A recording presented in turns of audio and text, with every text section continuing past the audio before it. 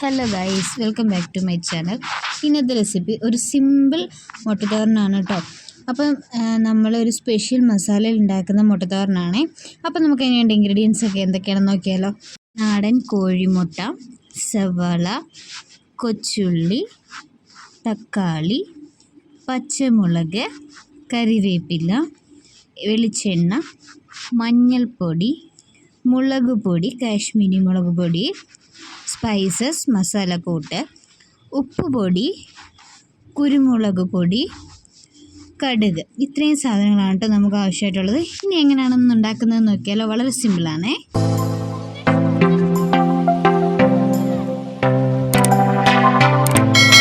രണ്ട് കോഴിമുട്ടയാണ് ഞാൻ എടുക്കുന്നത്. ഒരു മീഡിയം സൈസ് സവാള നീളത്തിലരിഞ്ഞത്, കൊച്ചുള്ളി 4-5 കഷ്ണം വട്ടത്തിലരിഞ്ഞത്, പച്ചമുളക് 2 എണ്ണം വട്ടത്തിലരിഞ്ഞത്, കരിവേപ്പില, തക്കാളി കുരുവിനായി അരിഞ്ഞത്. അപ്പോൾ എങ്ങനെ ഉണ്ടാക്കുന്നതെന്ന് നോക്കാം. ഫ്ലെയിം ഓണാക്കി ചട്ടി വെച്ചു. ചട്ടി ചൂടായി കഴിയുമ്പോഴത്തേന് വെളിച്ചെണ്ണ ഒഴിക്കാം. വെളിച്ചെണ്ണ ഒഴിച്ചിട്ട് 1 സ്പൂൺ കടുക് ഇടുക. കടുക് പൊട്ടി വരുമ്പോഴത്തേന് നമ്മൾ അരിഞ്ഞു വെച്ചിരിക്കുന്ന സവാള, കൊച്ചുള്ളി, പച്ചമുളക്, കറിവേപ്പില ഇട്ട് കൊടുക്കാം. ഇതിട്ടതിന് ശേഷം തക്കാളി ഇപ്പോൾ ഇടണ്ട, ബാക്കി നമ്മൾ അരിഞ്ഞു വെച്ചിരിക്കുന്നതൊക്കെ ഇട്ട് നന്നായിട്ട് വഴറ്റാം.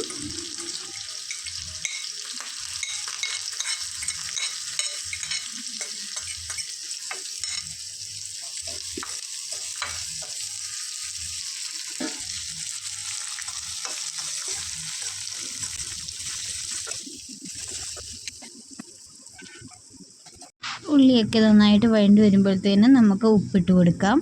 ആവശ്യത്തിന് ഉപ്പിട്ട് കൊടുക്കുക. ഉപ്പിട്ട് കൊടുത്തതിന് ശേഷം നമ്മുടെ തക്കാളി അരിഞ്ഞ് വെച്ചിരിക്കുന്നത് ചേർത്ത് നന്നായിട്ട് ഇളക്കുക.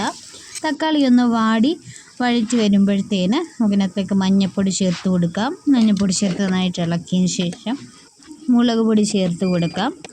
മുളക് പൊടി ചേർത്തിട്ട് നമുക്കിതിനകത്തിലേക്ക് വേണ്ടത് കുരുമുളക് പൊടിയാണ് കേട്ടോ. കുരുമുളക് പൊടി ചേർത്ത് കൊടുക്കാം.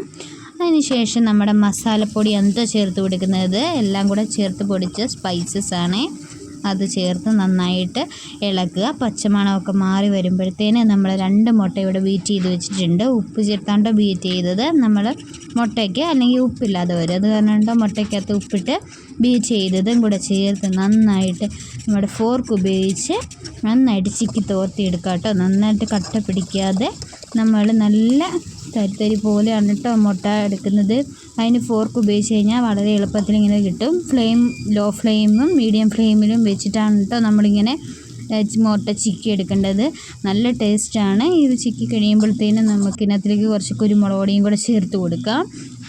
എരിവിന് ആവശ്യമനുസരിച്ച് വേണം കേട്ടോ കുരുമുളക് പൊടി ചേർക്കാൻ. എരിവ് കൂടുന്തോറും നല്ല ടേസ്റ്റായിരിക്കും. ഇത്രയുള്ള നമ്മുടെ സ്പെഷ്യൽ മുട്ടത്തോരൻ അടിപൊളി ടേസ്റ്റാണ് കേട്ടോ. എല്ലാവരും ഒന്ന് ട്രൈ ചെയ്ത് നോക്കണം, ഫീഡ്ബാക്ക് അറിയിക്കണം. അപ്പോൾ നമ്മുടെ വീഡിയോസൊക്കെ ഇഷ്ടമായി കഴിഞ്ഞാൽ സബ്സ്ക്രൈബ് ചെയ്യണം, സപ്പോർട്ട് ചെയ്യണം.